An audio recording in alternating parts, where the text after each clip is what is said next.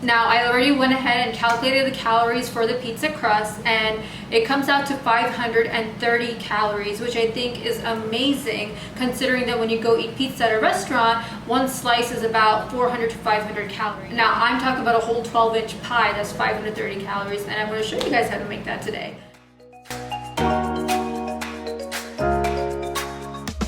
Hi guys, welcome to my channel. Today I'm going to be showing you guys how to make a very delicious, simple, and healthier pizza that requires only a few ingredients.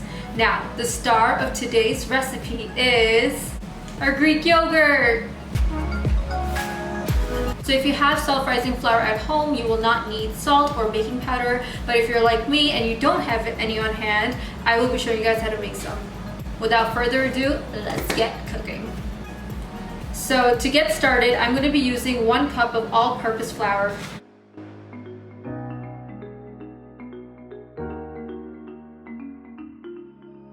And I am just going to keep some flour aside in my measuring cup just to dust the pizza when we're rolling it out. So next, since we are using all-purpose flour and not self-rising flour, we're going to need some baking powder and some salt. If you have self-rising flour, please skip this step. You don't need any salt or baking powder in there.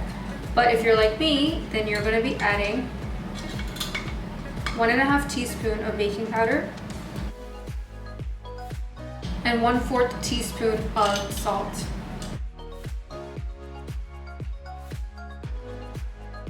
Also, this next step is completely optional, but I have made this pizza many times and I find that adding some garlic powder and onion powder into your flour mixture just changes the game.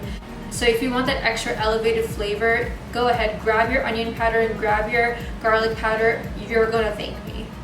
So I'm gonna add 1 teaspoon of onion powder and 1 teaspoon of garlic powder.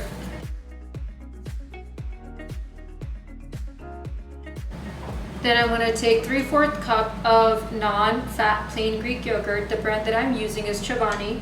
You can use any brand that you like. Then you're just gonna give it a good mix. Once you've mixed it up a little bit, we can start kneading the dough.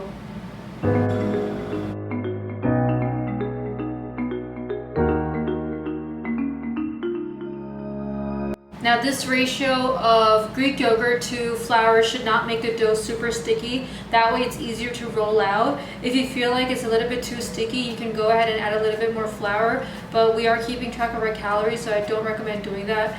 I just feel like this is the perfect consistency, and when we roll it out, we can just, dust a little bit of flour over it just to help, but this should be good for you guys. Now your dough should look something like that. I'm gonna let this sit for about 10 minutes while I go gather my ingredients for our pizza topping. So I went ahead and let the dough sit for about 10 minutes, and I did break off a piece of parchment paper because I'm gonna roll the dough out on the parchment paper.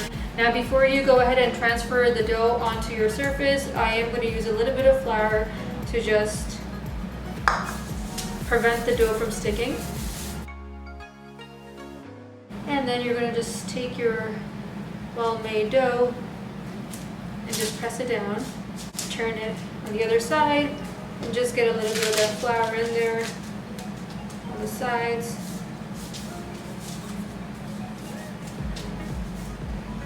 Now normally I would use a rolling pin, but not everyone has a rolling pin, so I'm going to show you guys how to do it by hand. So I'm just going to use my knuckles to kind of roll out the dough, and you can turn the parchment paper as you go. That's why I just find it easier to use a parchment paper than a surface. When you feel like the dough is getting too sticky, go ahead, dust some flour on there. And I'm going to turn on the other side.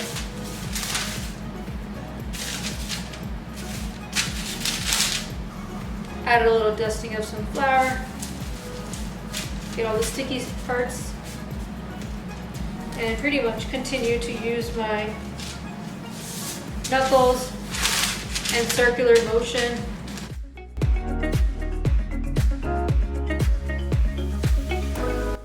Alrighty, so I'm pretty happy with that. I think that I did a pretty good circle. And to show you guys that it is 12 inches all the way around, I am going to be using my measuring tape. And to show you guys Oh, it's a little bit more than 12 inches on that side. I don't know if you can see. Now, I'm gonna turn it this way and measure this for you guys as well. This way, and we have succeeded in the 12-inch pizza. So now I'm gonna grab my baking tray and line it with a little bit of cooking oil. If you guys have a pizza stone, feel free to use that now. So I'm just gonna be spraying it down with a little bit of Pam. I'm gonna go ahead and transfer my pizza crust, my beautiful pizza crust, off the parchment paper and onto the baking tray. And now it's time for the toppings. Now, lately I have been purchasing the, correct me if I'm wrong, Cecina Antica Marinara Premium Cooking Sauce, and I love it. It is Whole30 approved, guys, and I bought this from ShopRite. I'm pretty sure you can buy it from anywhere, but this has been my latest favorite, and it's extremely healthy. For half a cup, we get about 45 calories.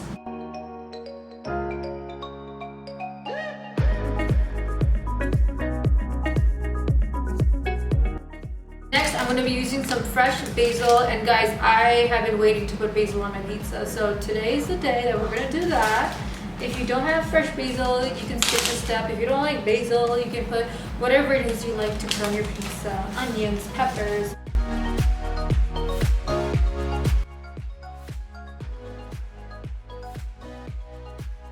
I'm using some low moisture part skim mozzarella, and it's about 80 calories for 28 grams. Alrighty, so I have about 84 grams of the cheese, which is about 3 servings, so that's not bad. Alrighty, so this looks delicious. You see that? That looks amazing. So now I'm gonna go ahead and pop it in the oven for about, I would say 20 minutes, and then we'll check up on it. Alright guys, my pizza has been in the oven for about 25 minutes, and I'm gonna show you guys what it looks like. So that's what the pizza looks like right now. I do like my cheese to be super golden brown. So what I'm gonna do is I'm gonna turn it on broil. But if you look at the crust, it should be nice and golden brown, and that's exactly what you want. But some ovens may brown the cheese at this point, but if you want it extra golden brown, I suggest you put it on broil, and that's exactly what I'm gonna do now. Stay tuned. Alright guys, my pizza is out of the oven, and I want to show you guys just how amazing it looks. You see that? I actually really love that color on my pizza, and the basil is hidden in there. If you prefer to put your basil up top, you can do that as well, but I just love this so much. And before you cut into it, before you move it up or down, let it cool off. If you start moving it up and down, your cheese and your sauce is literally going to slide off the pizza. So let it cool down, be patient, and then we will cut into it. Look at that. Look at that. Look at that. Look at that.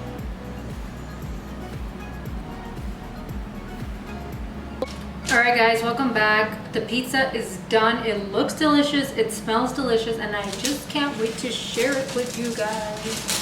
So that is what this beautiful pizza looks like. That is what our beautiful pizza looks like. If you guys like these kind of recipes, please follow me and subscribe. Follow me on Instagram, and until next time, thank you.